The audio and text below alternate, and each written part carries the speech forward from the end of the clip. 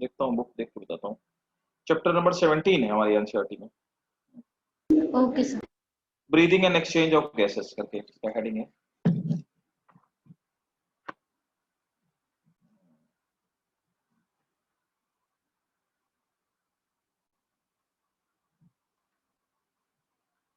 हम्म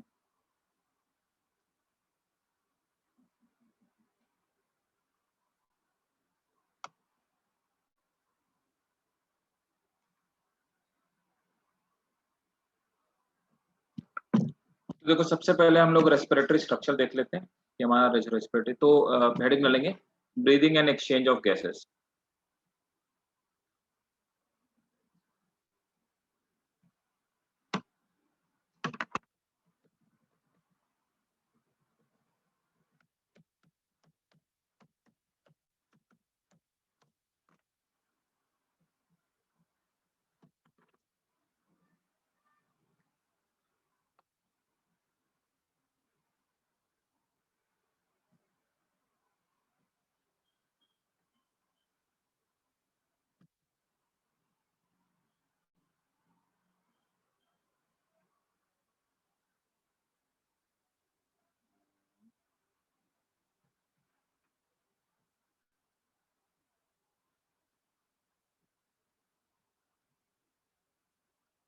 देखो,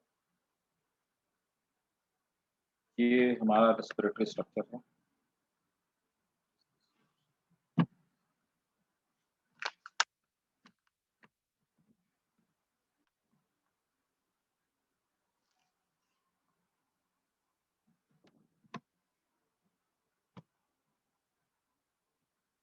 एक मिनट, मेरा कर्सर काम नहीं कर रहा क्या?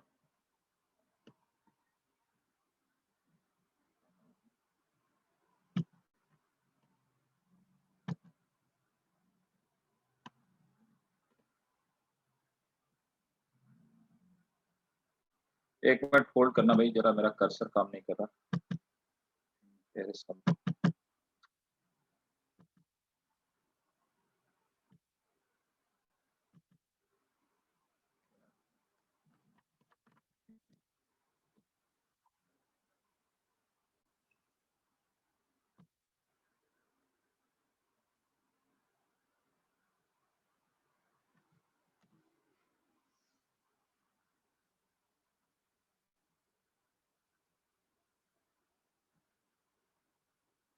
ठीक है, start होगा।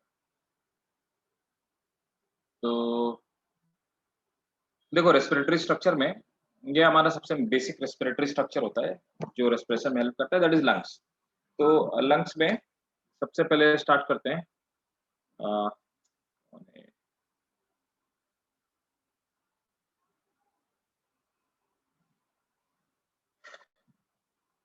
हाँ, तो ये हमारा ट्रैकिया हो गया। ट्रैकिया कार्टिलेज से बना हुआ होता है। ट्रैकिया फर्दर जाता है, दो पार्ट में डिवाइड हो जाता है। ट्रैकिया दो पार्ट में डिवाइड होता है, तो दोनों लंग्स में चला जाता है, राइट साइड में और लेफ्ट साइड में। दोनों लंग्स में जाने के बाद फर्दर, अब देखिए, ये ट्रैकिया फर्दर जब डिवाइड होता है तो ये दो ब्रांचेस के फॉर्म में जाता है। इनको हम ब्रोंकस बोलते हैं। ब्रोंकस सिंगल है और ब्रोंकाई प्लूरल है। तो ट्रैकिया फर्दर ब्रोंकस में डिवाइड हो जाता है, तो एक ये ब्रोंकस, एक ये ब्रोंकस, जिसे हम राइट मेन ब्रोंकस बोलते हैं, और ये लेफ्ट मेन ब्रोंकस हो गया। दोनों को मिला के हम ब्रोंकाई वर्ड यूज करते हैं। अब ये जो ब्रोंकस है फर्दर पतली पतली और ट्यूब्यूल्स में कन्वर्ट हो जाते हैं, ठीक है। इनको हम ब्रोंकाई बोलते हैं। तो ब्रोंकस ब्रोंकाई में कन्वर्ट हो जाते हैं, और ब्रोंकाई और पतली पतली पाइपलाइंस में कन्वर्ट हो जाती हैं। लंग्स के चारों तरफ आप ये जो ब्लू कलर का स्ट्रक्चर देख पा रहे हैं, इसको हम प्लूरा कहते हैं। So can somebody tell me what is the function of pleura, और what exactly is it? So it's a fluid to protect the lungs. It's a, friction prevent करती है। Friction prevent करता है, sorry sir. अच्छा, ये है क्या चीज? Fluid है sir. Double layered pleura fluid है। सर, प्लूरा मेम्ब्रेन होती है डबल लेयर्ड। अच्छा, प्लूरा मेम्ब्रेन होती है, राइट। ठीक है, किस चीज की बनी होती है?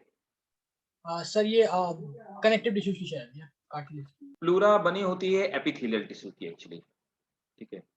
So this is made up of epithelial tissue, और एक्चुअली इसका फंक्शन क्या होता है? Sorry sir, मुझे लगा pleural fluid पूछ रहे हैं, sorry. इसके अंदर प्लूरल फ्लूइड भरा होता है, जिसमें कभी कभी इन्फेक्शन हो जाता है ना।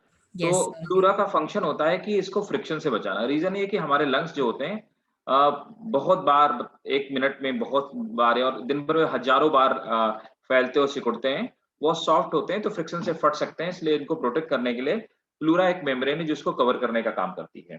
ठीक है? और लंग्स जो नीचे वाला एक ये डायफ्राम मीन्स तो वैसे पर्दा होता है, तो डायफ्राम एक मसल्स का बना हुआ स्ट्रक्चर है और ये यू शेप स्ट्रक्चर है, उल्टा यू शेप स्ट्रक्चर है। और ये क्या करता है कि ये नीचे की तरफ जो हमारी कैविटी है उसको हम बोलते हैं गैस्ट्रिक कैविटी, है ना? तो ये या एब्डोमिनल कैविटी इसको बोलते हैं। तो एब्डोमिनल कैविटी को, है ना, ऊपर ये जो आपका रेस्पिरेटरी कैविटी है, ठीक है, इस रेस्पिरेटरी कैविटी से अलग करता है। तो एब्डोमिनल कैविटी को इस कैविटी से अलग करने का काम करता है, जिससे कि हमारे जो रेस्पिरेटरी ऑर्गन होते हैं वो लंग्स को नुकसान ना पहुंचाने पाए। अब देखिए, ये जो राइट साइड वाला हमारा जो लंग्स है, एक्चुअली ये बड़ा होता है और लेफ्ट साइड वाला लंग्स थोड़ा छोटा होता है। राइट लंग्स जो होता है इसमें 3 लोब पाए जाते हैं, ठीक है, और इन्हें, ये जो आपको दिखाई दे रहे हैं, ये इन्हें ऑब्लिक सेप्टा कहते हैं। तो ये ऑब्लिक सेप्टा से कई सारे लोब में डिवाइड होता है। यार ऑब्लिक सेप्टा, ठीक है। और जो ये वाला लंग्स होता है, तो आखिर इसके छोटा होने के पीछे रीजन क्या होता है ना? छोटा होने के पीछे रीजन ये होता है, देखिए, इसमें आपको यहाँ पर जो दिखाई दे रहा है इसको हम लोग कार्डियक, है ना? तो ये वाला जो पार्ट है, दिस पार्ट, यहाँ पे पीछे की तरफ हार्ट फिट होता है, इसलिए इसको थोड़ा सा स्पेस देना पड़ता है, इसीलिए ये छोटा हो जाता है। तो ये जो बीच में जगह बन जाती है, ये वाला एरिया, जिसको हम लोग बोलते हैं कार्डियक नॉच, कार्डियक नॉच, इसके लिए हम कार्डियक नॉच यूज करते हैं टर्म। और ये वाला जो लेफ्ट है, लेफ्ट वाले में ये तो प्लूरल फ्लूइड हो गया, ये जो नीचे वाला, ये एक ऊपर वाला हो गया लोब और एक नीचे वाला। तो देखो लेफ्ट वाले साइड वाले में सिर्फ 2 ही लोब हैं, ना? नीचे वाला जो, ये तो ऊपर वाला सुपीरियर लोब कहलाता है और नीचे वाले को हम लोग इंफीरियर लोब बोलते हैं। तो सर इसमें भी इसको बोलेंगे ना ऑब्लिक सेप्टा? हाँ Sir, जी so बताइए। ये दोनों सेम होते हैं ऑब्लिक सेक्टा, इस तरफ भी उस तरफ भी इक्वल नंबर में है? एक नहीं, नंबर में नहीं, मैंने बोला ना इधर 2 है उधर 3 है, 4 पार्ट इधर एक्चुअली। अच्छा, तो this is superior lobe, this is inferior lobe,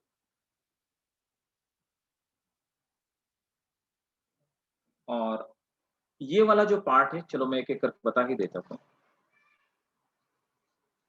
ये जो ऑब्लिक सेप्टा है, इनमें इसको हम हॉरिजॉन्टल फिशर बोलते हैं, हॉरिजॉन्टल फिशर कहते हैं इस वाले पार्ट को, इस वाले सेप्टा को हम हॉरिजॉन्टल फिशर कहते हैं। ये वाला जो सेप्टा है इसको हम लोग ऑब्लिक फिशर कहते हैं। सर तो वो ऑब्लिक सेप्टा कहाँ गया? हाँ, क्या नाम है, मुशर्रफ, चैप्टर स्टार्ट हुआ है। ये दोनों जो ऑब्लिक सेप्टा है ना, ठीक है, दोनों को हम सेप्टा बोलते हैं, दोनों के लिए टर्म, ये septa is a common term. इसको एग्जैक्ट जिस नाम से हम बुलाते हैं वो मैं आपको नाम लिखवा रहा हूँ। सर आपको जो इन दोनों को डिस्टिंग कर रही है उस लाइन को बोल रहे हो ना सर? क्या क्या? सर जो बेसिकली दोनों लोब्स को अलग अलग भागों में बांट रही है, आप उस लाइन को बोल रहे हो ना सेप्टा? लाइन, लाइन क्या, इनके बीच में कर्टेन लाइक स्ट्रक्चर है, समझे, एक मेम्ब्रेन का स्ट्रक्चर है, उसको हम बोल रहे हैं एक्चुअली। ये हमारा नीचे वाला जो लोब है इसको हम इंफीरियर लोब बोलते हैं।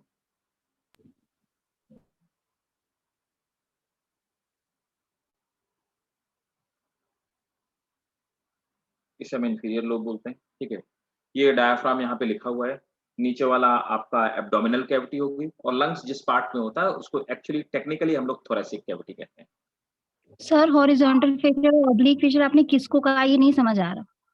क्या क्या? हॉरिजॉन्टल फिशर और ऑब्लिक फिशर। देखो ना, ये एरो बना नहीं है, हॉरिजॉन्टल फिशर, इसको हमने, ये जो लाइन आपको जा रही है इसको हमने हॉरिजॉन्टल फिशर कहा, इस वाले। सर उस लाइन को कह रहे हैं।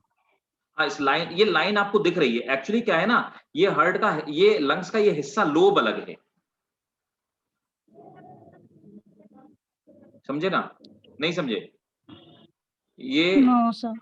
एक ये हिस्सा है, ठीक है ना, इसके बीच में ये एक चेंबर है, इसके साथ में जो दूसरा चेंबर है, दोनों इंटरकनेक्टेड नहीं, अलग अलग हैं। ये जो दूसरा वाला चेंबर है, इस दूसरे वाले चेंबर और ये नीचे तीसरा चेंबर है, ये चौथा चेंबर है। तो पहले वाले और दूसरे वाले चेंबर के बीच में, ये ऊपर वाले और नीचे वाले चेंबर के बीच में जो दीवार है, इस दीवार को हम हॉरिजॉन्टल फिशर कह रहे हैं। हॉरिजॉन्टल इसलिए बोल रहे हैं क्योंकि ये ऐसे हॉरिजॉन्टली है, ठीक है ना, ये थोड़ी नीचे की तरफ आई हुई, इसलिए इसको ऑब्लिक फिशर कह रहे हैं। समझ गए? आप समझ में आया? यस सर, समझ गए। यस। ठीक है, और ये नीचे वाला इंफीरियर लोब है। ठीक, अब आप ये डायग्राम बना लीजिए जल्दी से। Done, थोड़ा sir. इंफीरियर लोब के जो ये लोग बाउंड्री है उसको फिशर नहीं कहेंगे? क्या? इंफीरियर लोब की जो बाउंड्री है उसको फिशर नहीं कहेंगे? अब उसको कहां से फिशर कहोगे? ये तो बाउंड्री ही है, तो लोब ही है पूरा। फिशर दो लोब के बीच में होता है एक्चुअली। सर आप दो लोगों के बीच की बात कर रहे हो? भैया दो लोब के बीच में जो दीवार होती है उसको हम फिशर कहते हैं।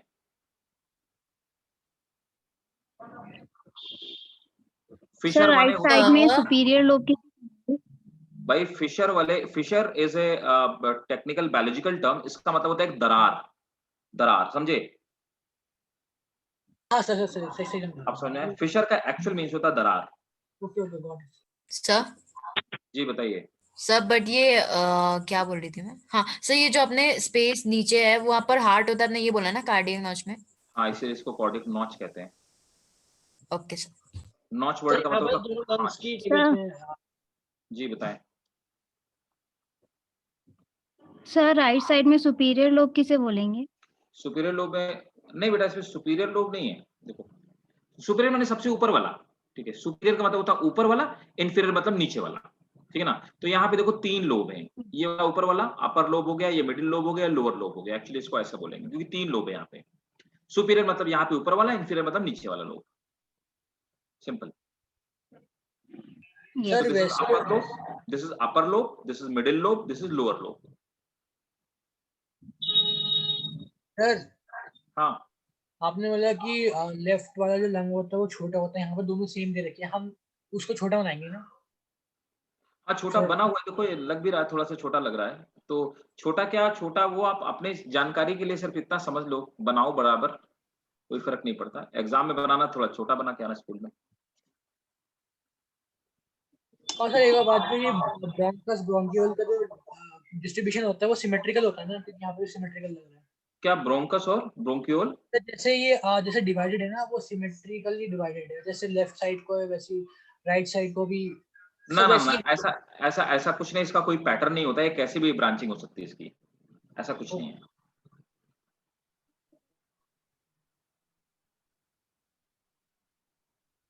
हाँ इसमें भी थोड़ा है। Done sir. Done sir.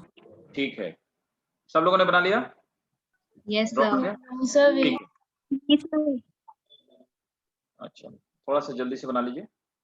Sir आपने लेफ्ट लोब के छोड़ने का रीजन ये बताया ना, क्योंकि वो हार्ट के पास होता है तो हार्ट को जगह देनी पड़ती है। हार्ट को इसको जगह देनी पड़ती है, और ये एक्चुअली लंग्स ऐसे नहीं होते जैसे हमें दिख रहे हैं, ये कर्व्ड होते हैं, पीछे की तरफ कर्व टाइप के होते हैं, सेमी सर्कुलर टाइप के होते हैं। Okay sir. चलिए अब नोट कीजिए। क्या हुआ खासफेल, कुछ पूछ रहे हो क्या? आप खासफेल, मुझे आवाज नहीं आ रही आपकी, आप मैसेज कर दो बेटा। सर हम्म, सर हाँ बोलो सर खासफेल। हेलो सर हाँ हाँ हाँ बोलो सर बोलो, हाँ बोलो।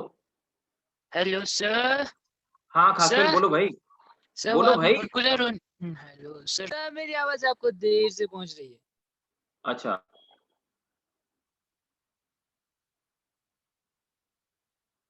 देखो, कहाँ गया ये? ठीक है, नोट करो। Right lungs is larger. Sir. हाँ जी बताइए। सर वो आपने प्लूरा के जो सेट लिखा था वो एपिथेलियल लिखा था ना, क्योंकि वो हाँ एपिथेलियल, एपिथेलियल। नोट करिए, right lungs is larger, question भेजिए। It is of 700 gram, circular होने की वजह से हॉरिजॉन्टल नहीं दिख रहा है ना? हाँ वो राइट, सर्कुलर होने की वजह से वो हॉरिजॉन्टल नहीं दिख रहा, राइट, बिल्कुल सही। सर हाँ, आपने बताओ। क्या बोला था सर प्लूरा के बारे में कि कौन से टिश्यू से बना था, एक बार रिपीट कर सकते हैं? क्या प्लूरा के बाद? आपने बोला था ना, पूछा था कौन से किससे बना होता है प्लूरा। हाँ, सर तो वो कौन सा टिश्यू बोला था आपने? Epithelial tissue, epithelial tissue. Animal tissue पढ़ा होगा ना स्कूल में आपने? Yes sir. एपिथेलियल, हाँ, तो एपिथेलियल टिश्यू के कई सारे पार्ट होते हैं ना, तो उसमें से सिलेरी होता है, शीट होता है, तो ये वाला सीट एपिथेलियल टिश्यू का एक्चुअली बना होता है, सीट और स्क्वामस का मिला करके। तो वो हम लोग पढ़ेंगे जब हम लोग एनिमल टिश्यू वाला, एनिमल स्ट्रक्चर वाला पार्ट पढ़ेंगे, उसमें पढ़ाऊंगा आपको। Okay sir. ओके, तब तक जल्दी नोट करो। Right lung is larger of 700 gram and left is of 600 gram.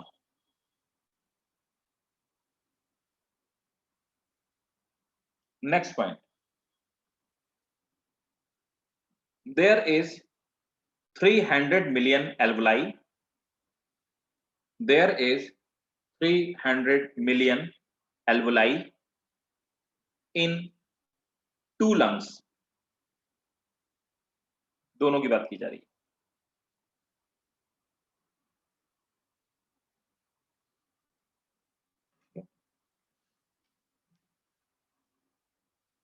अब देखिए,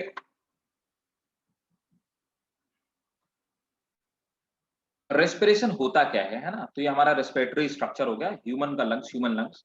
तो कई बार डायग्राम के फॉर्म में आपके स्कूल में पूछा जा सकता है। अब रेस्पिरेशन कितने स्टेप में हम लोग रेस्पिरेशन को पढ़ते हैं, तो नोट करेंगे। Respiration involve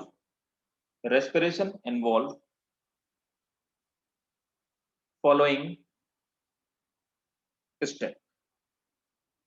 respiration involve following step.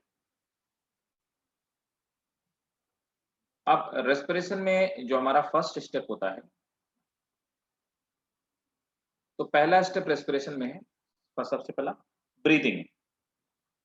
Breathing breathing में क्या होता है? इनहेल और एक्सहेल ऑफ गैसेस होता है ना? In breathing atmospheric air is taken in,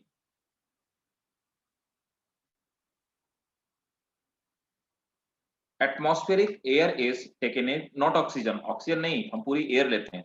atmospheric air is taken in and carbon dioxide rich air and carbon dioxide rich air is released second, air अंदर चलेगी। रिपीट कर दीजिए sir. हाँ, थोड़ा तेज बोलो बेटा, क्या चीज? हाँ, सर टेकन इन के बाद रिपीट कर दीजिए। And carbon dioxide rich air is released outside. Second, diffusion of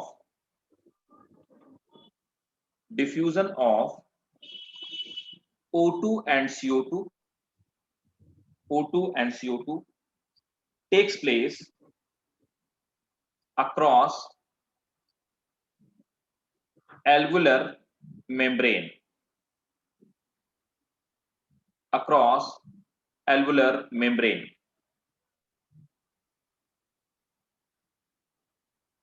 Third,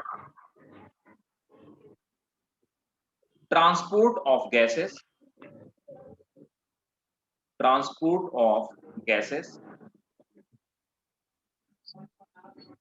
by blood. Exchange हो गया, अब उससे गैसेस ट्रांसपोर्ट होंगी जो कि हमारी ब्लड वेसल्स ले जाएंगी। Next, diffusion of O2 and CO2। अब ब्लड लेके गया ऑक्सीजन, तो ब्लड टिश्यू को ऑक्सीजन देगा, बदले में कार्बन डाइऑक्साइड लेगा। तो फोर्थ स्टेप है diffusion of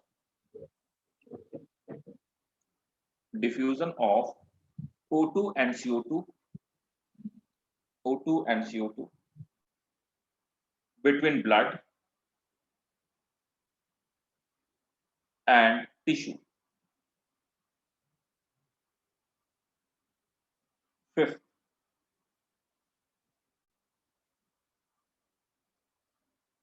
use of O2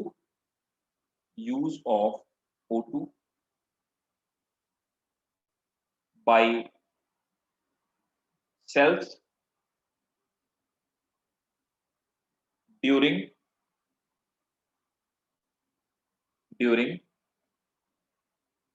burning of food and release of CO2.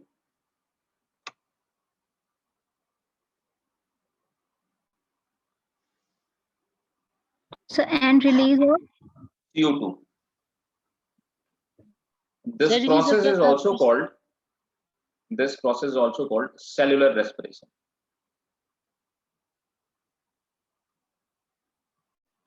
तो बर्निंग ऑफ फूड को हम लोग सेलुलर रेस्पिरेशन भी कहते हैं। ठीक है, अब देखो यहाँ पे एडिशनल नीड के लिए कुछ पॉइंट बता देता हूँ कि कौन एनिमल किस चीज से रेस्पिरेशन करता है, ठीक है ना। रेस्पिरेटरी ऑर्गन्स क्या होते हैं, तो आप एक सब हेडिंग डाल सकते हैं, रेस्पिरेटरी ऑर्गन्स।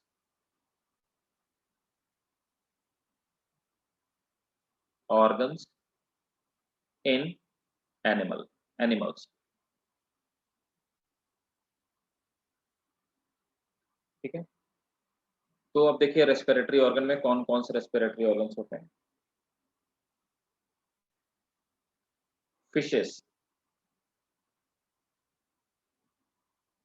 तो फिशेस में रेस्पिरेटरी ऑर्गन्स पाए जाते हैं गिल्स। सेकंड, एम्फीबियन में किससे रेस्पिरेशन होता है? लंग्स। एम्फीबियन में रेस्पिरेशन स्किन से होता है जब वो वाटर के अंदर होते हैं, skin and lungs. Third, reptile, bird and mammal. Reptile, birds and mammals.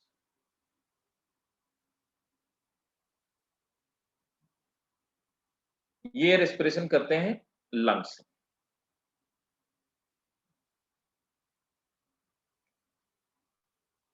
Echinodermata किसे करते हैं? इनमें आपने पढ़ा होगा, अभी नहीं पढ़ा। अच्छा नहीं, ये तो बता चुका हूं मैं यार, मैं खुद ही पढ़ा चुका हूं। किसे करते हैं बताओ भाई? वो होता है हाँ जल्दी बताओ, किसे पढ़ते हैं?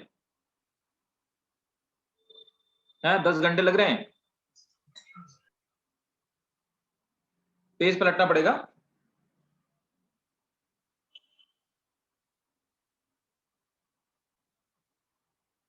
छोड़ दो, अब ना बताओ, ठीक है, अब मत बोलना, ठीक। कुछ नहीं पढ़ते हो, खाक कुछ नहीं पढ़ते हो, ऐसे कर बेकार का काम करते हो, कुछ नहीं पढ़ते तुम लोग, ढेला भर नहीं पढ़ते हो। नहीं बताया था ट्यूब, ये तो एकदम जवान पे होना चाहिए। पिक्यूलियर है इकाइनोडर्मेटा में। इकाइनोडर्मेटा दिमाग में आते ही सबसे पहले ट्यूब फीट ही आता है। ट्यूब फीट के थ्रू रेस्पिरेशन करते हैं, और मैंने बताया था लोकोमोशन में इन्हीं के थ्रू करते हैं। एम्पुला वगैरह मैंने आपको स्ट्रक्चर भी बना के बताए थे। फिफ्थ पे आते हैं मोलस्कन्स। ये पूछे हुए क्वेश्चन है, इसलिए मैं आपको लिखा दे रहा हूं। मैच द फॉलोइंग में भी आते हैं, गिल्स के थ्रू होता है ना मोलस्का में। लेकिन पाइला मैंने आपको बताया था, पाइला में पल्मोनरी सैक पाया जाता है। पल्मोनरी सैक क्या होता है? ये लंग्स के जैसा स्ट्रक्चर है, इनको लंग्स कह सकते हैं पाइला में। 6 में आते हैं ऑर्थ्रोपोडा।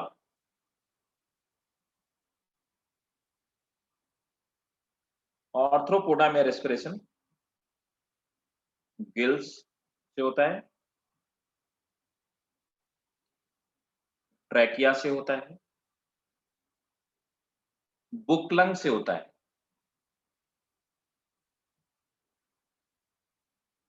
और एक और रेस्पिरेशन होता है वो उनकी स्किन के थ्रू होता है, उसको हम लोग बोलते हैं क्यूटिनेशियस।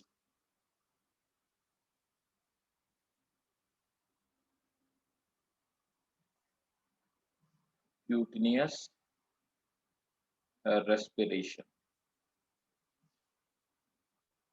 7th पे आता है एनेलिडा में। एनेलिडा में मतलब आर्थोम जिसका मेंबर है, बॉडी वॉल से होता है, स्किन के थ्रू, एंड कुछ में गिल्स के थ्रू भी होता है, गिल्स।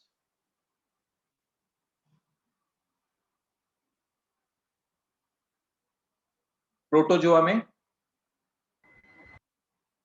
ऑब्वियसली यूनिसेलुलर है तो प्लाज्मा मेम्ब्रेन के थ्रू होगा।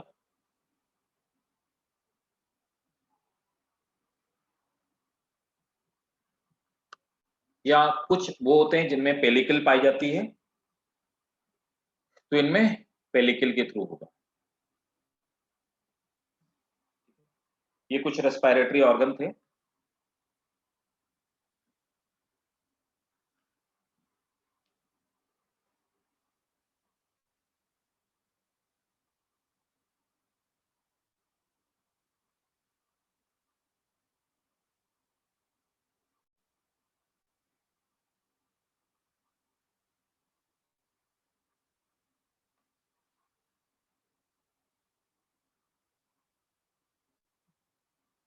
और एक और लिख लो, हेमिकॉर्डेटा में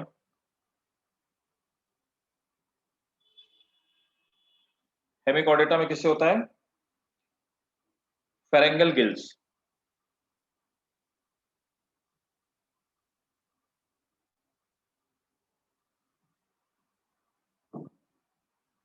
फेरेंगल गिल्स से होता है।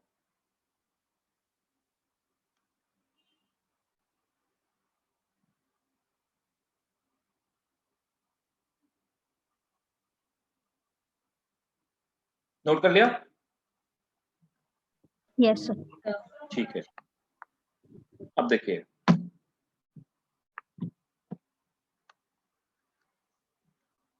अब देखो नेक्स्ट हमारा है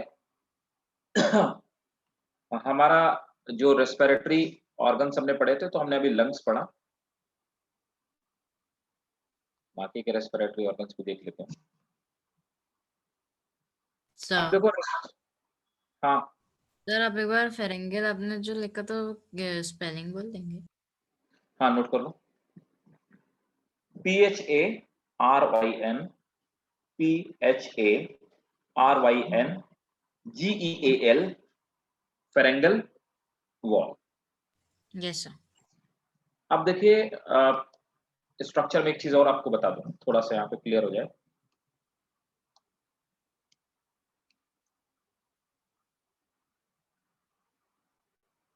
देखो, ये हमारा नॉस्ट्रल वाला पार्ट है ना? तो यहाँ पर क्या होता है, और ये देखो हमारा, ये देखो, देख रहा, हार्ड पैलेट दे रखा है, यहाँ से नीचे ये टंग है, इसके बीच में स्पेस है, और यहाँ पर आप देख पा रहे हैं लैरिंक्स है हमारा, ये वाला पार्ट लैरिंक्स का रहता है, और ये वाला जो हिस्सा है इसको हम एपिग्लॉटिस कहते हैं। एपिग्लॉटिस वाला जो पार्ट होता है, ये एपिग्लॉटिस वाला पार्ट। एपिग्लॉटिस वाला पार्ट क्या करता है कि जब हम खाना खा रहे होते हैं, तो वो क्या करता है कि पीछे की तरफ हटेगा, और पीछे की तरफ हट करके विंड पाइप को क्लोज कर देता है, जिससे कि खाना हमारे विंड पाइप में ना जाने पाए।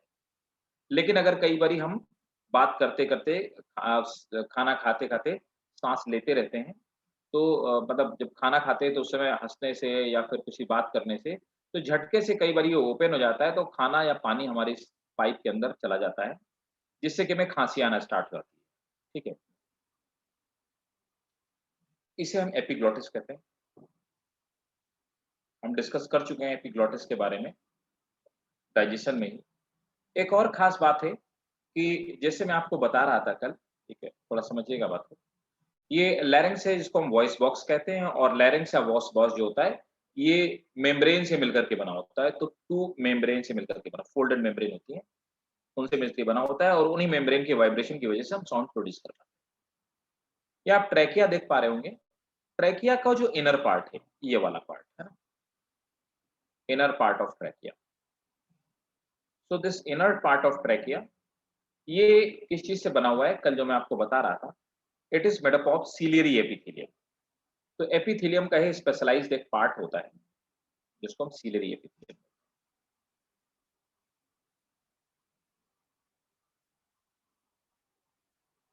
आप देखो सीलियरी एपिथेलियम क्या होती हैं, इस तरह की एपिथेलियल लेयर होती हैं। Normally they are simple epithelial layer, और इन एपिथेलियल के लेयर के एक एंड पे इस तरह से सीलिया लाइक स्ट्रक्चर डेवलप हो जाते हैं। जो हेयर लाइक स्ट्रक्चर होते हैं इनको हम सीलिया कहते हैं। तो सीलिया डेवलप हो जाते हैं। अभी होता क्या है, जब कोई डस्ट, कोई गंदा पार्टिकल, कोई कार्बन का पार्टिकल जब हमारे, या जैसे मैंने बोला कि अभी खाना खाते खाते हमने हंसा और हमारे कोई फूड का पार्टिकल या कोई लिक्विड का पार्टिकल हमारे ट्रैकिया के अंदर चला गया। तो जब ये पार्टिकल हमारे ट्रैकिया के अंदर चला गया है, ठीक है, आप ना रफ वे में अपने कॉन्सेप्ट क्लियर करने के लिए, if you want to draw it you can. तो ये मेन मेन मेरा पर्पस समझाना, वैसे you can, if you want you can, अगर आप इजीली कर सकते हैं सो यू कैन। सो देखो ये सिलरी एपिथेलियम है ना। सिलरी एपिथेलियम में सीलिया पाए जाते हैं। व्हाट दे डू एक्चुअली, ये मूवमेंट करते हैं ऑपोजिट डायरेक्शन में। इनके मूवमेंट की वजह से हमें खांसी आती है, ठीक है, जिससे कि वो जो डस्ट पार्टिकल होते हैं वो बाहर की तरफ निकल जाते हैं। ये डिफेंस मैकेनिज्म है। और स्मोकर्स में ये सीलिया परमानेंटली मर जाते हैं, तो सीलिया का लॉस हो जाता है। किसी स्मोकर आदमी में स्मोकिंग छोड़ देने के बाद भी सीलिया दोबारा कभी भी रिजनरेट नहीं हो सकते। तो लाइफ में सीलिया एक ही बार बनते हैं, सिलियरी एपिथेलियम के, और ये सीलिया स्मोकिंग से रिजनरेट नहीं हो पाते हैं, ये मर जाते हैं। तो that is the permanent loss of a smoker, ठीक है। और ज्यादा पोल्यूशन में होने से जो खांसी आती है वो इन्हीं की वजह से आती है। बाकी बची रही ये ट्रैकिया की। ट्रैकिया जो होता है it is made up of, ये जो आपको रिंग लाइक स्ट्रक्चर दिखाई दे रहे हैं, they are actually cartilaginous rings. तो मैं आपको सजेस्ट करूंगा कि आप इसको बस ज्यादा नहीं, बस ये वाला एक, ये वाला पार्ट, ये वाला पार्ट, और ये जितने नाम मैंने लिखे हैं ये आप सिर्फ ड्रॉ कर लो जल्दी से। सर हाँ बताइए। सर तो जो ये खांसी आती है वो बेसिकली सीलिया की वजह से आती है ना? हाँ, सीलिया में रिदमिक मूवमेंट की वजह से आती है।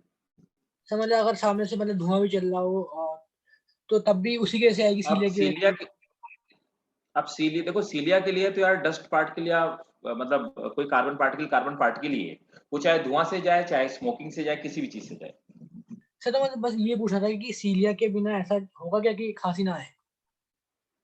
सीलिया में सर सीलिया के बिना खांसी नहीं आएगी ऐसा है क्या? ऐसा ही होता है ना कि सिगरेट पीने वाले को खांसी कहाँ आती है।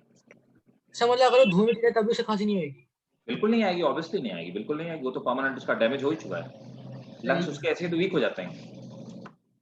सर हाँ बताइए। सर मैं ये पूछ रही थी सर, आप ये हार्ड पैलेट और सॉफ्ट पैलेट के बीच में डिफरेंस बता सकते हैं? हाँ बिल्कुल, हार्ड पैलेट ऊपर वाला जो हमारा बोन्स का बना होता है, और सॉफ्ट पैलेट नीचे कार्टिलेजियस पार्ट का बना होता है। सर सर हाँ। बोन्स कहाँ, मतलब वो कौन सी बोन्स की बात कर रहे हैं आप? ये जो ऊपर पैलेट बोन इसको हम लोग बोलते हैं, ये वाला हिस्सा जो पैलेट बोन आपको दिखाई दे रहा है, ये वाला हिस्सा, ये बोन एक्चुअली, ये पैलेट बोन है। तो हार्ड पार्ट हमारे हार्ड पैलेट बोन या बोन्स का बना होता है, और पीछे वाला जो पार्ट होता है आपको ये थोड़ा सॉफ्ट दिखाई देगा, ये कार्टिलेज का बना होता है। Okay sir. सर हाँ खास बोलो तो सर लेरिंग्स और वोकल कॉर्ड में डिफरेंस बता दीजिए।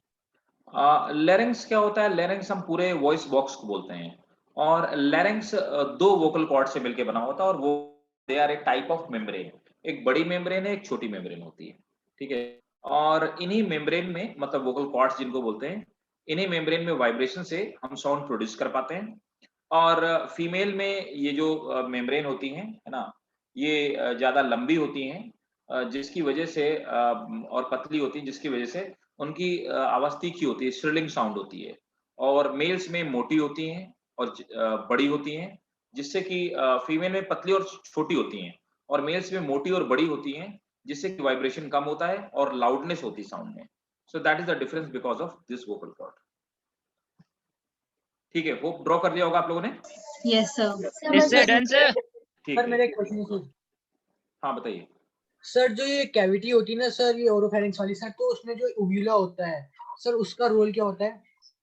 फिर से सर जो उव्यूला होता है ना सर, मतलब वो घंटी ऐसी जो होती है सर यहाँ गले पे, सर वो उसका काम क्या होता है? किसी एडम्स एप्पल की बात कर रहे हो क्या? नहीं नहीं सर, यही ओरोफेरिंक्स में सर, जहाँ पे सॉफ्ट पैलेट होता है सर, एक हाँ, सर वो घंटी ऐसी लटकी होती है, छोटी छोटी सर। अरे वो एपिग्लॉटिस ही है जो आपको दिखाई देती है, वो घंटी नहीं, एपिग्लॉटिस है वो जो दिखाई देता है, लटका हुआ। सर तो उतना सा ही पार्ट होता है, क्या कहते हैं, एपिग्लॉटिस? हाँ, और क्या, वो बंद कर लेता है जाकर के, नीचे जाके चिपक जाता है, बंद कर लेता है, उतना ही पार्ट होता है वो। आपको आपको दिखता उतना है, एक्चुअली उसमें काफी वो लंबा होता है नीचे से। Okay sir, thank you sir. Sir तो हाँ, सर आप एक और बार बता सकते हैं, वॉइस बॉक्स और वोकल कॉर्ड्स के बीच में आपने डिफरेंस क्या बोला था? एक्चुअली जो वोकल कॉर्ड होती है ना, it is made up of 2 membrane. तो वोकल कॉर्ड जिसको आप कह रहे हैं वो मेम्ब्रेन से मिलके बनी है, और ये पूरी दोनों मेम्ब्रेन मिला करके एक वॉइस बॉक्स का फॉर्मेशन करती है। ओके सर, बस इतना ही होता है सर? हाँ, तो साउंड के उसमें कुछ नहीं होता? साउंड के उस पे मैंने बताया भी आपको कि जो फीमेल में होती है, फीमेल में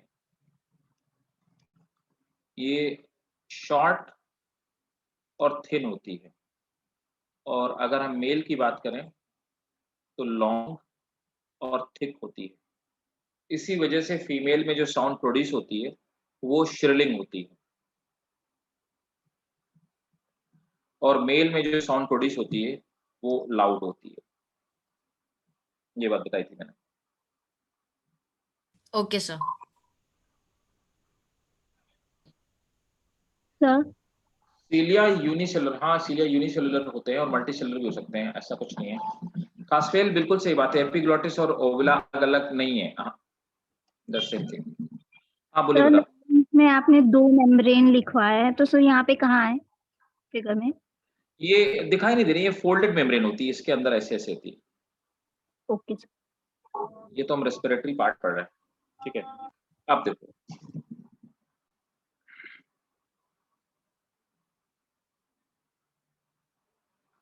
नहीं, not that much small, not that much small, इतने स्मॉल भी नहीं होते हैं। सर नेकेड आई को दिख सकते हैं, दिख सकते हैं? हाँ बिल्कुल, नेकेड आई से देख सकते हैं। Okay sir. न्यूरॉन्स भी नेकेड आई से दिखते हैं, ऐसा नहीं, जो हमारे बैकबोन में पड़े हुए होते हैं। Yes sir.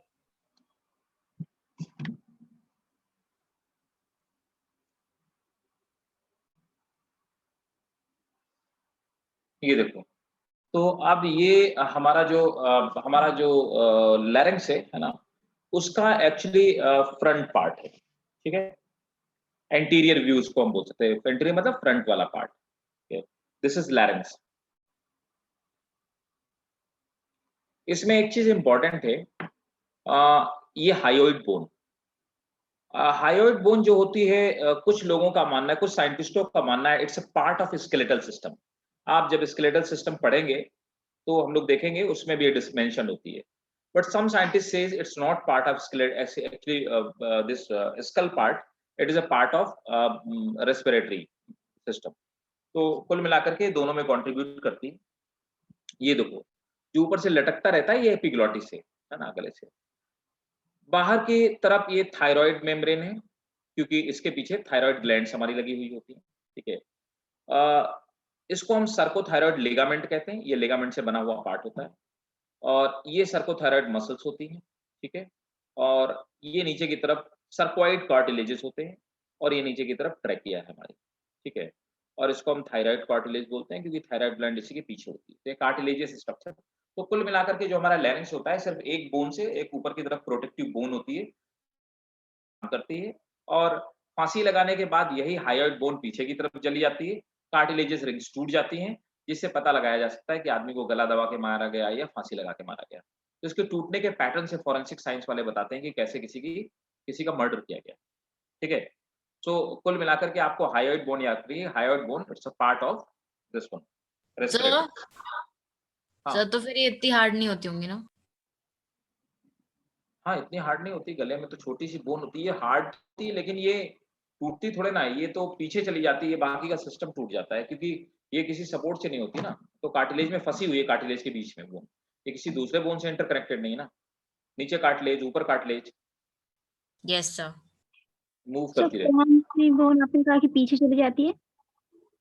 ये जो जिसको मेल्स में जो एडम सेप्पल बाहर निकला हुआ है ना, Yes, sir. इसके थोड़ा सा ऊपर छू के देखोगे, ऐसे आपको फील आएगा गले में ऊपर की तरफ, ये हायोइड बोन हमारे ऊपर नीचे जो मूव करती रहती है, Okay. जब हम कोई चीज निगलते हैं तो ये ऊपर नीचे मूव करती है, ये वही हायोइड बोन है। सर लेकिन ये फीमेल्स में क्यों नहीं होता? हार्मोनल डिफरेंस इनके अच्छा डेवलपमेंट के लिए टेस्टोस्टेरोन रिस्पॉन्सिबल है। ठीक है, सर सर सर वो मैं ड्रॉ बना कर दी देती सर। हाँ क्या, हाँ सर ड्रॉ नहीं सर किया। एक बार फिर से लगा दीजिए वही। ड्रॉ करना था। हाँ रुको, सर सर सर मेरा एक क्वेश्चन है हाँ बताओ। सर, ये ऑफन सुनने में आता है सर, ये high pitch voice low pitch voice, sir तो ये होती क्या है, डिफरेंस क्या होता है दोनों में? क्या क्या क्या, सर हाई पिच और लो पिच नहीं कहते वॉइस? मैं वही बोला था ना कि ये डिफरेंस होता है मेम्ब्रेन में, ठीक है, मेम्ब्रेन में डिफरेंस होता है फीमेल और फीमेल के। जिनकी मेम्ब्रेन पतली होती है, वही पतली मेम्ब्रेन होती है, छोटी होती है, उनमें श्रिलिंग होती है, हाई पिच होता है, फ्रीक्वेंसी उसकी ज्यादा होती है, जिसको आप हाई पिच कह रहे हैं। और जो मेम्ब्रेन मोटी होती है, कई सारी लड़कियां होती हैं जिनकी आवाज मोटी होती है, वो हार्मोनल डिसबैलेंस की वजह से मेम्ब्रेन का स्ट्रक्चर चेंज हो जाता है। सर तो मोटी आवाज को क्या कहते हैं, हाई पिच या लो पिच? वो तो लो फ्रीक्वेंसी होती है ना, लाउडनेस उसमें ज्यादा होगी ना, लो फ्रीक्वेंसी साउंड होगी। मतलब लो पिच। हाँ, लो पिच। देखो pitch is a musical term, it's not a scientific term. इसको मतलब ये पिच एक तरह से बोला जाए तो पिच इज फ्रीक्वेंसी, है ना, उसका rather than frequency, I am saying wrong, it's amplitude, है ना, कितना एम्पलीट्यूड जिसको आप पिच कहते हो वो एक्चुअली एम्पलीट्यूड है, ठीक है। तो एम्पलीट्यूड इस बात पे डिपेंड करता है कि कितना उसमें वाइब्रेशन हो रहा है मेम्ब्रेन पे। सर हाँ, सर थायराइड और सर्कोथायराइड एक बार फिर से बता दीजिए। थायराइड मेम्ब्रेन, ये देखो जैसे थायराइड मेम्ब्रेन है ना, तो ये ऊपर की तरफ ये मेम्ब्रेन है एक्चुअली, है ना, नहीं तो ये सर, किससे नहीं एपिथेलियल, हाँ थायराइड क्यों कहा और सर्कोथायराइड कहाँ एक है ना? अरे वो थायराइड, यहाँ पे पूरा थायराइड और सर्कोथायराइड पैराथायराइड बोलते दोनों हो ग्लैंड्स तो पाई जाती हैं। तो सर्कोथायराइड ये इसको एक्चुअली चारों तरफ से कवर करती है, इसीलिए इसको सर्कोथायराइड लिगामेंट कहते हैं। सर वो तो क्रिको लिखा है, मतलब लेकिन सर समझ नहीं आया। अरे सर थायराइड क्रिको लिखा क्या है। कह रहे हो, हाँ तुम थोड़ा बोलो, क्या पूछना चाह रहे हो हास्पिल? मतलब सर थायराइड क्यों कहते हैं और सर्कोथायराइड क्यों कहते हैं? अब भैया वही तो मैं बता रहा हूँ, थायराइड कार्टिलेज, इसलिए ये आगे से थायराइड ग्लैंड को कवर कर रहा है, इसीलिए thyroid cartilage means the cartilage which is found on thyroid gland, समझे। सर्कोथायराइड मसल्स जो सर्कुलर चारों तरफ से थायराइड ग्लैंड को कवर करके रखती है, उनको सर्कोथायराइड मसल्स बोलते हैं। अच्छा ओके सर सर। लेकिन वो सर्को थोड़ी ना लिखा है सर, वो तो क्रिको लिखा है, क्रिको थायराइड। सर्कोस को पढ़ते हैं, क्रिको नहीं है भाई, सर इसको सर्को सर को पढ़ते हैं? सर कहाँ से सर्को पढ़ते हैं, और क्या। क्रिको थायराइड सर लिखा है? आपको नहीं लगता आई पहले होना चाहिए और आर बाद में? बिल्कुल। क्या करें, आई बनाना चाहिए, नहीं आई पहले होना चाहिए और आर बाद में। क्रिको नहीं बोलते भाई, सर्कोथायराइड बोलते हैं। इट्स ये जितने सारे टर्म आप पढ़ रहे हो, ये सब टर्म ये इंग्लिश के टर्म नहीं है, दे ऑल आर लैटिन और ग्रीक, मेनली ये लैटिन है। Done sir. सर सर ठीक है, हाँ सर ये मेरे को एक चीज पूछनी थी सर, ये वॉइस प्रोडक्शन से कैसे होता है? क्योंकि सर मैंने सुना है कि जो लोग बहुत ज्यादा अपनी वॉइस को मतलब लाउडली बोलते हैं उनका वॉइस खराब हो जाता है, मतलब वो वॉइस बॉक्स। तो मैं सोच रही थी कि पूछ लूं कि वॉइस प्रोडक्शन कैसे होता है, मतलब कैसे खराब हो जाता है, कैसे होता है वो? तो किसी चीज पे ज्यादा प्रेशर डालोगे वो बढ़ जाएगा, लंबा हो जाएगा, ऐसे खराब हो जाता है। लोगों को ये गले का कैंसर भी हो जाता है ऐसे। Sir cancer? हाँ कैंसर भी ऐसे ही हो जाता है। सर कैंसर कैसे होता है? जो लोग स्मोक करते हैं और ज्यादा loud means the teacher which are smoker, अच्छा सर, हाँ हाँ सर, नहीं सर मैं ये नहीं पूछ रही थी सर, मैं पूछ रही थी स्पेसिफिकली कौन सा पार्ट डैमेज होता है तो बोलते हैं कि वॉइस ब्रोक मतलब। मेम्ब्रेन मेम्ब्रेन मेम्ब्रेन मेम्ब्रेन अच्छा ठीक है सर। जो मेम्ब्रेन है वो डैमेज जाती है। हाँ सर, एक रिंग मतलब रिंग होता है, अभी देखिए। हाँ, जो दोनों मेम्ब्रेन होती है वो खराब हो जाती हैं, जिनसे वॉइस, जिनसे एयर गुजर रही है, ठीक है। ठीक। Yes sir. सर हाँ सर सर्कोथायरॉइड लिगामेंट से बने होते हैं। सर्कोथायरॉइड नहीं, लिगामेंट। देखो सर्कोथायरॉइड दो चीजें ना, देखो ये सर्कोथायरॉइड लिगामेंट है ना, यस और ये सर्कोथायरॉइड क्या है, ये मसल है। तो यस थायराइड ग्लैंड को सर्कुलर वे में कवर करने वाले लिगामेंट को हमने बोला सर्कोथायरॉइड, ठीक है। और जो मसल्स चारों तरफ कवर करती है उनको हमने बोला सर्कोथायरॉइड मसल्स बोला, ठीक है। तो यस दोनों सर। चीज यहाँ पे मौजूद थी थायराइड को कवर करने वाली। Okay sir, thank you. ठीक है, वेलकम। आप देखो समझो बात को, चलो ये तो मतलब ये तो जस्ट आपको समझाने के लिए था, इसका कोई आपके स्कूल वाले भी इसको नहीं पूछेंगे सर प्राइवेट। बस एक क्वेश्चन सर। बोलो भाई। सर ये लिगामेंट और कार्टिलेज में डिफरेंस क्या होता है? ये हम लोग पढ़ेंगे एनिमल स्ट्रक्चर में, ओके लिगामेंट पढ़ेंगे वहाँ पे, एपिथेलियल मस्कुलर, ठीक है। तो दोनों में काफी डिफरेंस होता है, लिगामेंट और कार्टिलेज। कार्टिलेज जो है इसकी डेंसिटी ज्यादा होती है, लिगामेंट की डेंसिटी कम होती है। कार्टिलेज जो होते हैं वो बने होते हैं इसे क्या बोलते हैं, ऑस्टियोसाइट और भूल गया मैं, तो कॉन्ड्रियोसाइट सेल से, कॉन्ड्रियोसाइट सेल से और हाँ कॉन्ड्रियोसाइट सेल से मिलके बने होते हैं, और इनके चारों तरफ कैल्शियम और मैग्नीशियम का डिपॉजिट हो जाता है, लेकिन वो कम होता है बोन्स की ऑस्टियोसाइट सेल्स के कंपैरिजन में कम होता है। मस्कुलर पार्ट ऑब्वियसली ये मसल से बना हुआ होता है। तो और दूसरा क्या पूछा, लिगामेंट, हाँ कार्टिलेज। तो कार्टिलेज जो होता है, कार्टिलेजेस जो स्ट्रक्चर होते हैं they are like we can say they are flexible bones. Ligament क्या करते हैं, लिगामेंट का काम होता है बोन से मसल्स को कनेक्ट करना, ठीक है। और कार्टिलेज का क्या काम होता है, प्रोटेक्शन का काम होता है। काफी ओके, डिफरेंस है दोनों, there are thank number you. Of differences. अब देखो नेक्स्ट क्या है, हाँ तो इसमें कुछ नोट कर लीजिए जो मैं आपको लिखवाने वाला था, अदरवाइज जो मेन चीज है वो मिस हो जाएगी। तो मेन चीज ये थी कि कुछ नीट के परस्पेक्टिव से कुछ पॉइंट नोट करते जाएं साथ साथ में तो बेहतर रहेगा। पहला है, दो ऐसे एनिमल हैं, ठीक है, लाइक टीनिया सोलियम,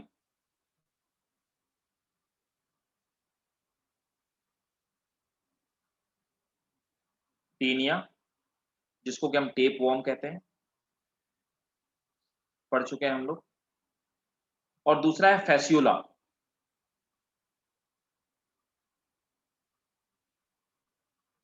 फैसियोला को लिवर फ्लूक कहते हैं।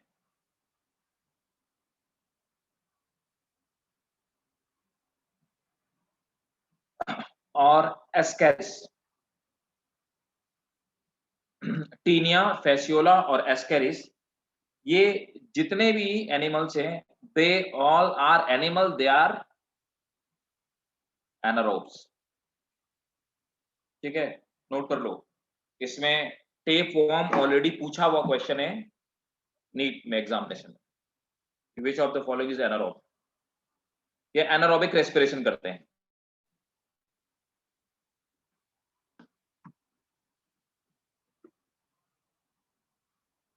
नेक्स्ट पॉइंट, हमारी बॉडी में भी क्या कोई सेल है जो एनारोबिक रेस्पिरेशन करती है, can somebody tell me. Human की बॉडी में क्या कोई ऐसी भी सेल है जो एनारोबिक रेस्पिरेशन करती Yes है? sir. Yes sir. Sir red blood Hemoglobin. Cells. हाँ रेड ब्लड सेल्स। RBC. हाँ राइट, रेड ब्लड सेल्स हैं, रेड ब्लड कार्प सेल्स है ना, very good. Yes sir. Erythrocyte है ना, एरेथ्रोसाइट बोले तो आरबीसी, तो नोट करेंगे एरेथ्रोसाइट और आरबीसी दे अंडरगोज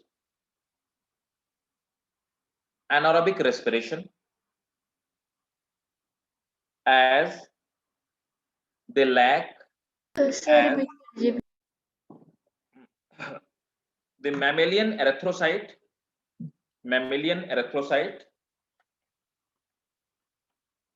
So RBC, हाँ अंडा को एनारोबिक रेस्पिरेशन के बाद बोल दीजिए। अंडरगोज, वो पूरा बोल रहा हूँ मैं, mammalian erythrocyte undergoes anaerobic respiration as they lack mitochondria. सो आपने मैमेलियन का क्यों बोला? क्योंकि हम मैमल हैं।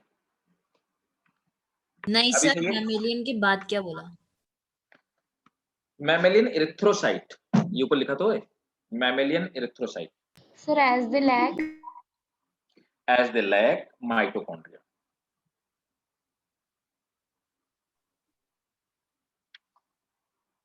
ठीक है, नेक्स्ट प्लूरा तो मैं आपको समझा ही चुका हूँ, so need not to write it down. Sir वो कोई बच्चा वाव रिपीट करने को बोल रहा है चैट पे। कोई बच्चा? सर वो चैट देखिए आप। अच्छा, can you please repeat? Note करो भाई, फिर से नोट कर लो। Mammalian erythrocyte, Himanshu, mammalian erythrocyte undergoes anaerobic respiration as they contain as they do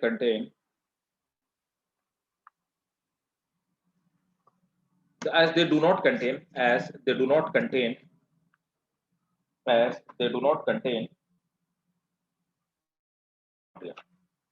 ठीक है हिमांशु।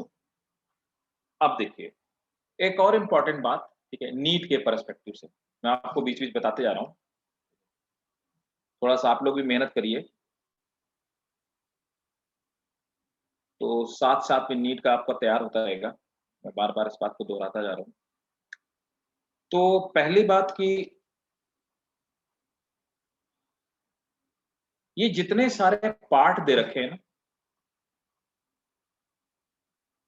ये वाले, ये आपको याद होने चाहिए, ठीक है। इसमें से ऊपर वाले पार्ट को कहा गया है ये कंडक्टिंग पार्ट है ना, और नीचे वाला जो पार्ट है ये रेस्पिरेटरी पार्ट। कंडक्टिंग पार्ट जो होती है, बहुत ध्यान से मेरी बात को समझिएगा, no exchange of gases takes place.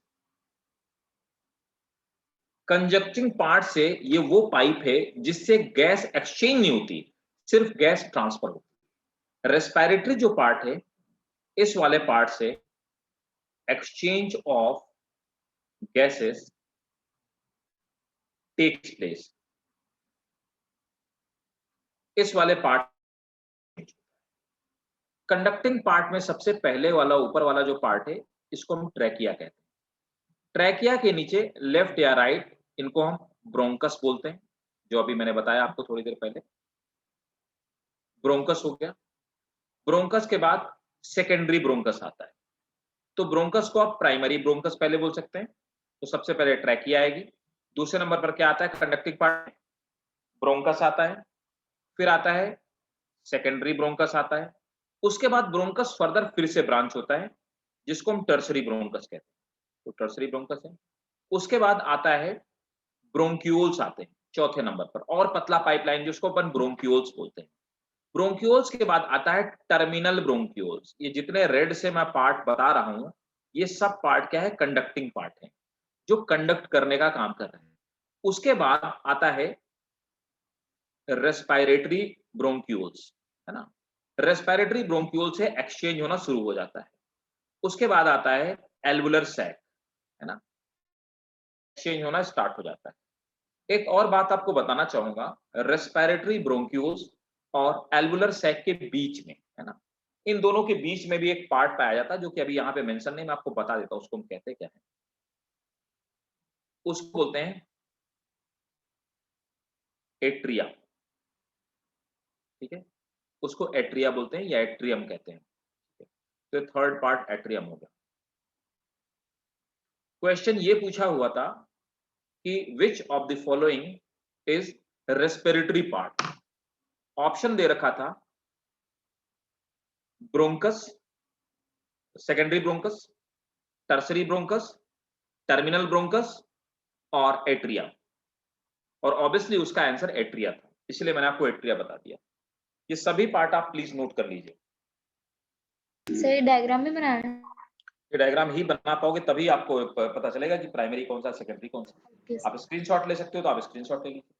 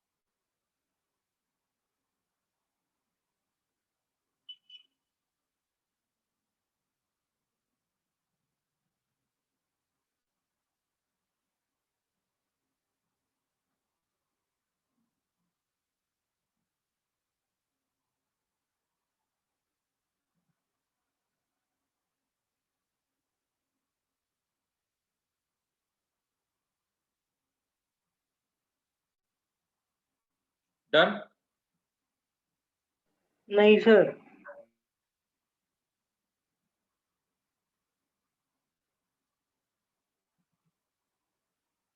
Sir वो लोब्यूल क्या लिखा है? लोब्यूल जो एल्वोलाई, एल्वोलाई का एक सैक होता है ना, एक लोब को लोब्यूल कहते हैं। बहुत सारे लोब्यूल प्लूरल है, लोब।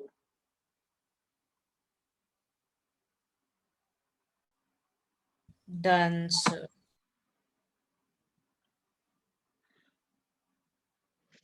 ठीक है, हो गया होगा। डायग्राम में कुछ है तो नहीं, खैर नाम ही लिखना आपको।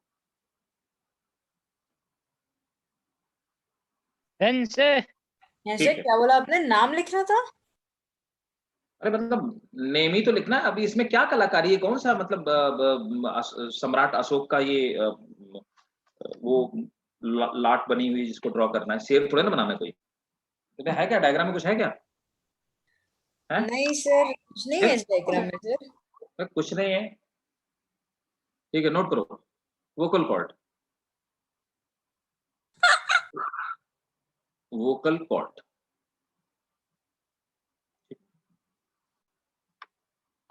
नोट करेंगे।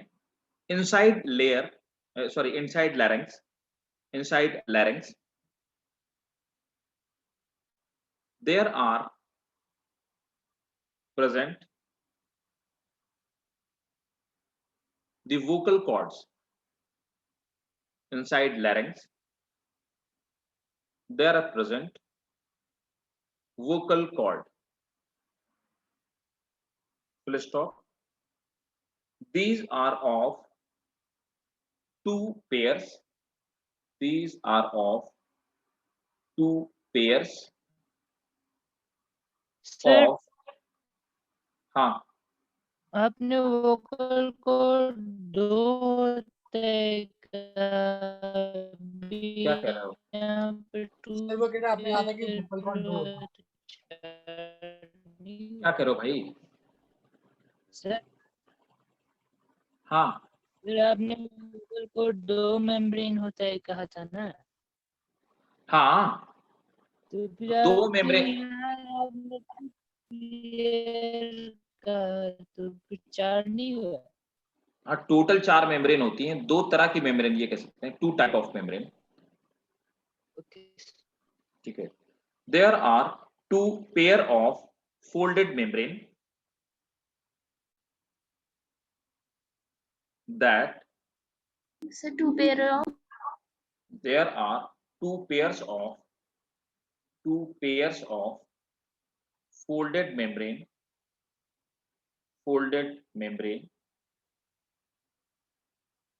which are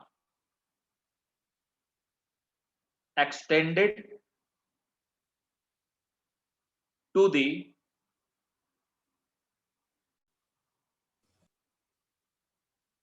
lumen of larynx, sir क्या? uh, sir extended to the extended to the lumen of larynx, sir lumen की स्पेलिंग बता दीजिए। lumen, lumen, ल्यूमेन मतलब होता है अंदर जगह, खाली जगह होती है। हमारा लैरिंक्स हो गया, लैरिंक्स के अंदर ये जो खाली जगह है ना, उसको ल्यूमेन बोलेंगे अपन। Lumen of larynx, full stop. Sir, please can you repeat the point? There are two pairs of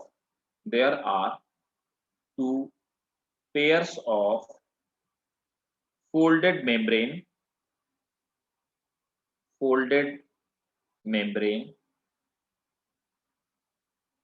that extend into lumen of larynx, full stop. The upper pair termed false vocal cord.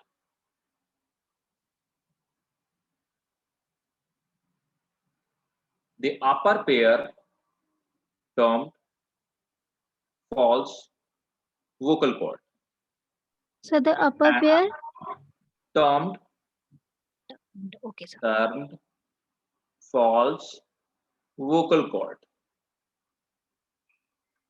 Lower pair is called true vocal cord. Next point. Sir क्यों ऐसा क्यों कहते हैं? भैया मैं थोड़ी देर पहले कह रहा था कि दो ऐसी वोकल कॉर्ड होती हैं, दो हमारी मेम्ब्रेन होती है जिनसे जब हवा पास होती है तो हम आवाज पैदा होती है, तो मैं इन्हीं की बात कर रहा था। ठीक है, तो टोटल अगर आप स्ट्रक्चर की बात करोगे तो 4 पाई जाती हैं। ऊपर वाली इफेक्टिवली पार्टिसिपेट नहीं करती हैं बोलने में, है ना, नीचे वाली जो होती हैं वही वाइब्रेट करती हैं, इन्हीं की वजह से साउंड प्रोड्यूस होती है। इसीलिए हम ये कहते हैं इनको ट्रू वोकल कॉर्ड बोलते हैं, उनको फॉल्स वोकल कॉर्ड बोलते हैं। ठीक है, ओके थैंक यू सर। हाँ, अब आ जाओ नीचे, नेक्स्ट पॉइंट। अब इसके नीचे एक और पॉइंट लिखेंगे, नेक्स्ट पॉइंट लिखेंगे, इसी में है, ठीक है ना। Vocal cords are usually thicker and longer in men than women. Sir, Hence, are usually हाँ, सर vocal cords है usually क्या बोला आपने? vocal cords are usually thicker and longer in men than female. Therefore, they vibrate slowly. Thus, men have lower pitch than female.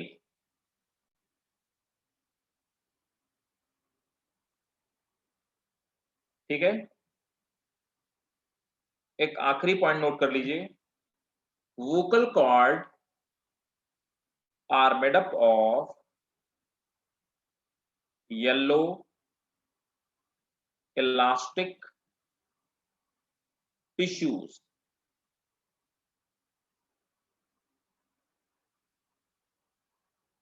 ठीक है,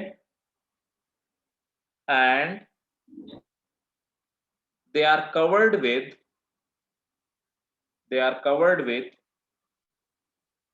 epithelial layer.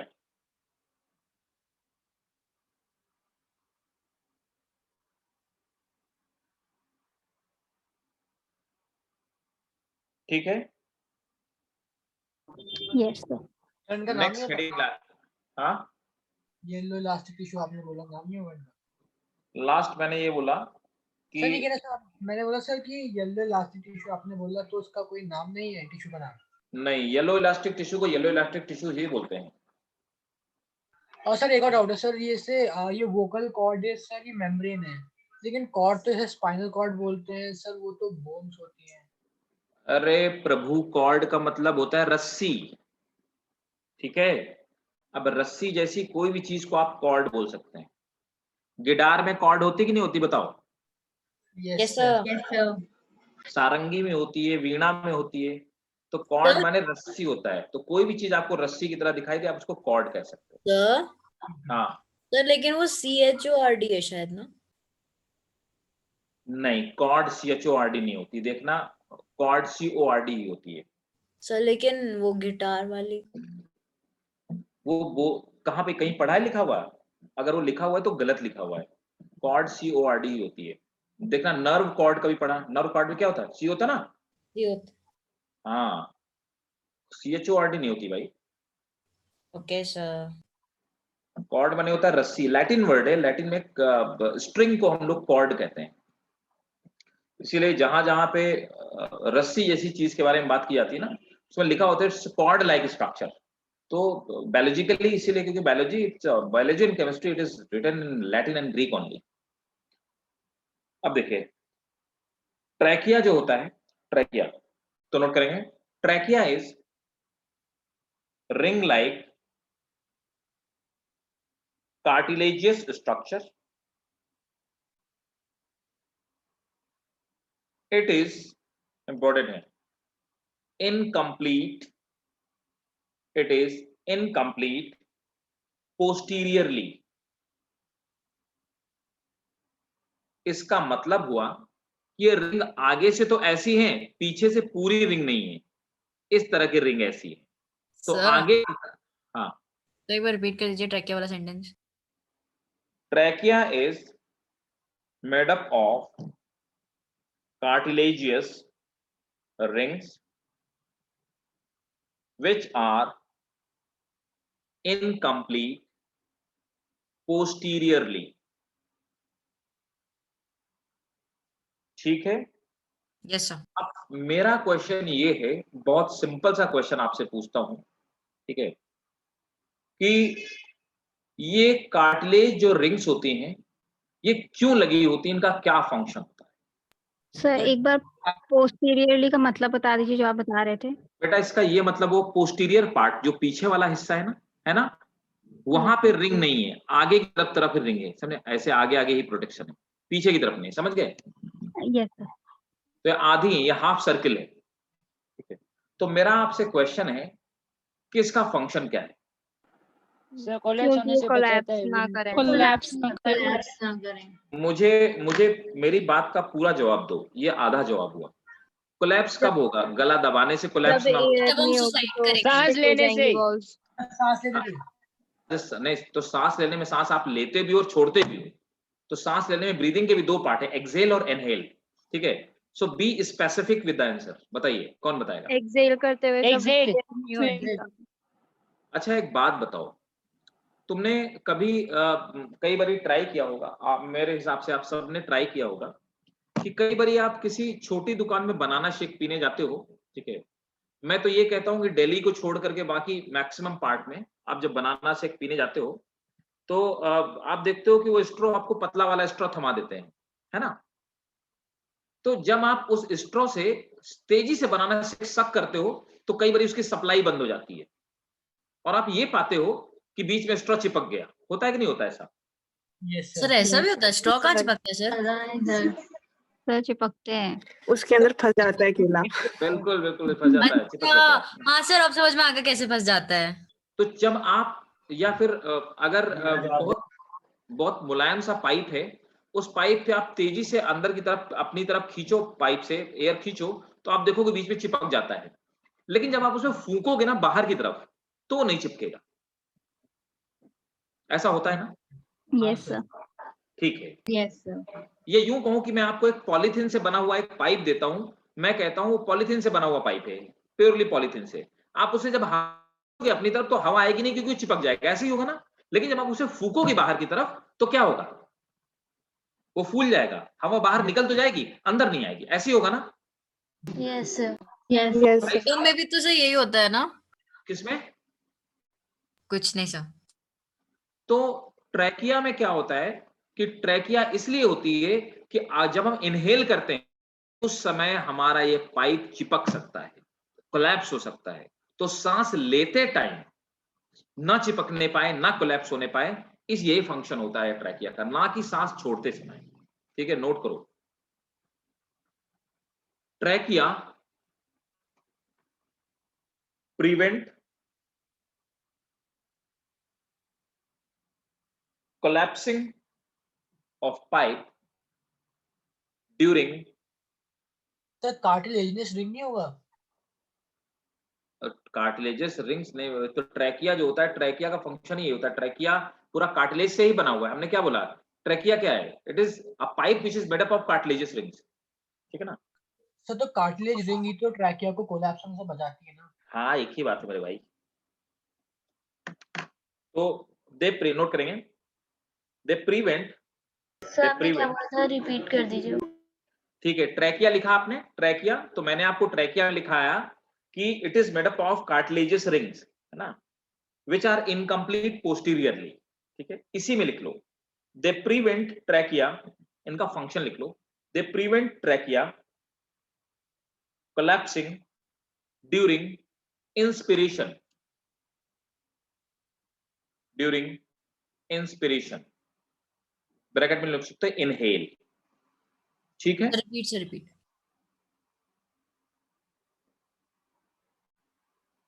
ये तो लिखवाई गया पोस्टीरियरली, है ना? सर मैं लिख देता हूं, 4 बार बोलने से अच्छा एक बार लिख दूं, they prevent trachea, they prevent trachea, tracheas collapse during inspiration। हाँ, अब बताओ कोई क्या पूछ रहा था? सर हमने ट्रैकिया लिखा है, अब कार्टिलेजस रिंग।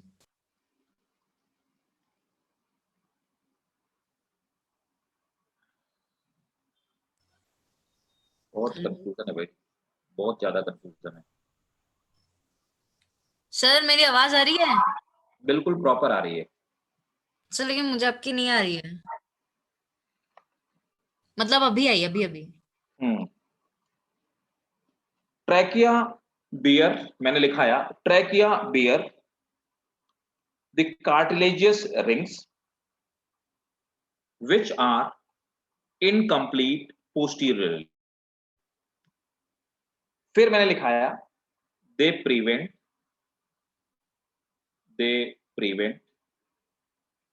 tracheas, अब सेंटेंस समझिएगा आप लोग, tracheas collapse during inspiration। अब यहां पर जो ये टर्म दे टर्म जो यूज किया गया ना, है ना, दे जो है ना, ठीक है ना, ये Yes, दे sir। टर्म यूज किया गया है किसके लिए, किसके लिए? कार्टिलेजस रिंग। जी हाँ, कार्टिलेज के लिए। अभी सही है? Yes sir. हाँ, तो ठीक है, यही मैंने पहले भी बोला था, पहले 4 बार यही बोल चुका हूँ मैं। ठीक, चलिए आगे नोट कीजिए। Trachea is lined up by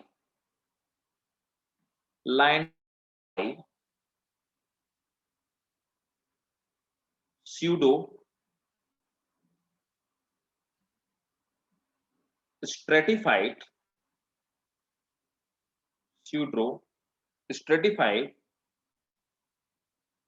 ciliated epithelium।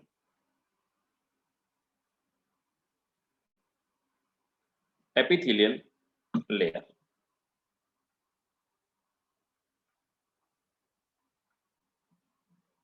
ठीक है, full stop. Their function is to trap dust particle and keep the pipe, keep the pipe, Sir, and to keep the pipe, एक minute sir, their function is to their function is to keep the pipe clean. ठीक है, तो Sir, dust particle को trap करते हैं और उनको बाहर निकाल देते हैं। जो मैंने अभी स्मोकर वाला आपको बताया था, इसका यही मतलब हो, स्मोकिंग वाला जो मैंने आपको पाइप की बात क्लीन, क्लीन, CLEAN, क्लीन। ठीक है,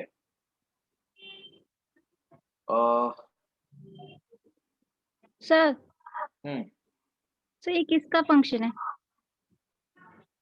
इसका एपिथेलियल, ये सिलिएटेड एपिथेलियल लेयर का, अच्छा सर, ओके, वो बताया था ना अभी, स्मोकिंग वाले पार्ट को डिस्क्राइब करके यस सर। कि सीलिया मूवमेंट करते हैं और वो हमारे पाइप को क्लीन करने का काम करते हैं ताकि डस्ट पार्टिकल वगैरह, धुएं के पार्टिकल वगैरह उस पर चिपकने ना पाए। इसका फंक्शन ही होता है उसको क्लियर करके, क्लीन करके रखने का। ठीक, सर स्ट्रेटिफाइड क्या होता है? अभी हम लोग पढ़ेंगे मेरे दोस्त, हम लोग अभी टिश्यू वाला सिस्टम पूरा पढ़ेंगे ना, टिश्यू सिस्टम में पूरा पढ़ेंगे। बहुत तरह स्ट्रेटिफाइड, ये एपिथेलियल के टाइप हैं। एपिथेलियल स्ट्रेटिफाइड हो सकती है, कॉलमनर हो सकती है। तुम लोगों ने structure and function of animal नहीं पढ़े क्या स्कूल में? सर अभी हम वही चैप्टर स्टार्ट सर वही कर रहे हैं ना, तो उसमें एपिथेलियल में पढ़ा होगा ना, स्ट्रेटिफाइड, सीलियरी, शीट, कॉलमनर, है ना, स्क्वामस, है ना, so they are part of epithelial layer. ठीक, और अच्छा, what is the breathing rate in humans? 72 per minute. 12 बार पर क्या कहते हैं ना, मारेंगे पकड़ के ना तुमको 72 है, 72 इतने में 12 ब्रीथ पर मिनट, 12 to 16, 12 to 16 कितना? सब 12 से 16 1 मिनट के बीच। हाँ ऐसे ही होगा, ठीक है। 72 में आदमी हिलने लगेगा पूरा। सर उसने हार्ट बीट बता दी। सर हार्ट बीट होते हैं 14 to 18 नोट करो। At rest, breathing occurs. At rest, breathing occurs around 14 to 18 time per minute. 14 to 18 time per minute in normal human. सोते समय पल्स रेट आधी हो जाएगी, दौड़ते भागते समय बढ़ जाएगी हमारी जो ब्रीदिंग रेट। तो नॉर्मली हाँ, एक बार लास्ट वाला सेंटेंस रिपीट कर दीजिए, वो लास्ट में बोला। At rest, breathing occurs 14 to 18 time per minute in normal man. ठीक है सर, क्या नंबर होता है आपने? 40, ये लिखा तो है 14 से 18 बार, 14 to 18 टाइम्स। सर वो बोर्ड थोड़ा देर से आ रहा है मेरा। 14 to 18 टाइम।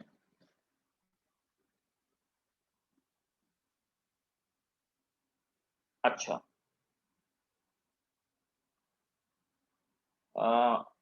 एक नोट करके एक पॉइंट लिखो, वेरी इंपॉर्टेंट।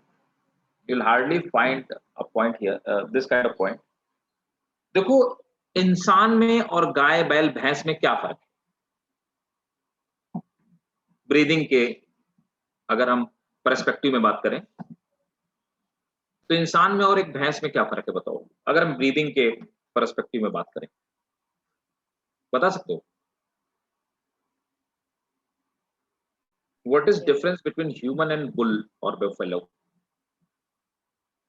उनमें ज्यादा तेजी से होता है। उनमें ज्यादा तेजी से होता है। चलो रेट छोड़ दो, देखो वो हमसे ज्यादा ब्रीथ करते हैं एक बोवाइन, एक भैंस, या तो वो खाना खा सकती है या वो सांस ले सकती है, या वो पानी पी सकती है और सांस ले सकती है। मतलब वो खाना खाना और सांस लेना दोनों काम एक साथ नहीं कर सकती। वो पानी पीना, जब तक वो पानी पिएगी तब तक वो सांस रोक के रखेगी, जब तक वो खाना खाएगी तब तक उसकी सांस रुकी रहेगी। That is for a fraction of second. लेकिन ह्यूमंस खाना खा सकते हैं और सांस ले सकते हैं, दोनों काम एक साथ कर सकते हैं। ठीक है, दोनों ही काम एक साथ होते हैं ह्यूमंस में। द रीजन बिहाइंड इट कि ह्यूमन के लंग्स में जो प्रेशर होता है वो नेगेटिव प्रेशर होता है इसके लिए, ठीक है ना। इस बात को आप नोट कर लीजिए, नोट करेंगे। सर मतलब उनके खाते वक्त कभी भी विंड पाइप में खाना नहीं जाएगा ना, उनके मतलब खाते वक्त कभी भी उनके ट्रैकिया में खाना नहीं जा सकता। मेनली बहुत सारे एनिमल जो सीधे खड़े होते हैं, ये समझिए हमारे उनके पोस्चर में डिफरेंस है, ठीक है। मैक्सिमम मैमल जो है, मैमल्स सिर्फ मैमल्स, मैक्सिमम मैमल्स जो है खाना खाने और ये ब्रीथिंग का काम एक साथ कर सकते हैं, ठीक है। तो नोट करेंगे, humans have negative pressure breathing. Humans have negative pressure breathing. It allow them to respire. It allow them to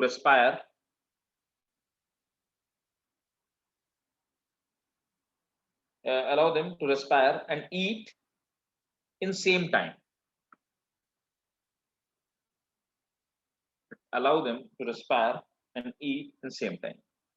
ठीक है, तो ये हमारा, अच्छा इसमें एक चीज और है, हालांकि वो कुछ समझने वाली चीज नहीं है, रेस्पिरेटरी वॉल्यूम्स है ना, और mechanism of respiration, respiratory volume वगैरह है तो बहुत सारा रहा है, ठीक है। तो फिर भी मैं आपको एक बार बता दूंगा रेस्पिरेटरी टाइडल वॉल्यूम क्या होते हैं, है ना। रेस्पिरेटरी आईआरवी क्या होता है, ईआरवी क्या होता है, ये 2 नंबर के क्वेश्चंस फ्रिक्वेंटली स्कूल वाले बड़ा पूछते हैं, ठीक है? फिर उसके बाद एक्सचेंज ऑफ गैसेस। सर मुझे क्वेश्चन था। हाँ बताइए। सर आपने बोला कि humans have negative pressure breathing, sir मतलब आप प्रेशर ग्रेडियंट की बात कर रहे हो एटमॉस्फेरिक प्रेशर से? हाँ, हम प्रेशर ग्रेडियंट की ही बात कर रहे हैं सर। तो वो तो इंस्पिरेशन के टाइम पे नेगेटिव होता है और एक्सपायरेशन के टाइम पे पॉजिटिव हो जाता है ना। अगर ऐसा होता हर्षित तो हमें सांस लेने के लिए ताकत नहीं लगानी पड़ती।